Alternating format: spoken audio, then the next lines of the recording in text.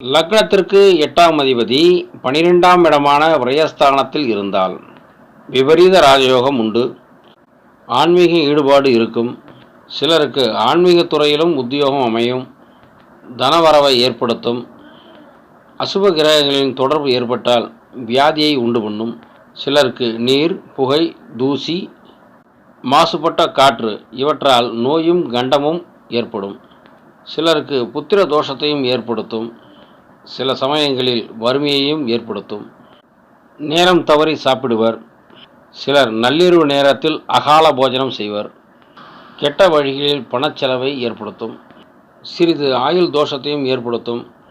சிலருக்கு வெளிநாட்டு வெளிமாநில யோகத்தையும் ஏற்படுத்தும்.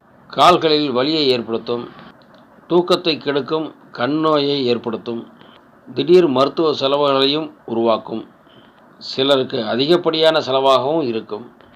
வாயு தொந்தரவு, மூச்சு பிடிப்பை ஏற்படுத்தும். சிலர் பிறருக்கு பயனற்றவராக இருப்பர். சிலர் நேர்மையற்ற வழியில் பணத்தை சேர்ப்பர். அப்படி பணம் வரும் வழி வெளியே சொல்லக்கூடாததாக இருக்கும்.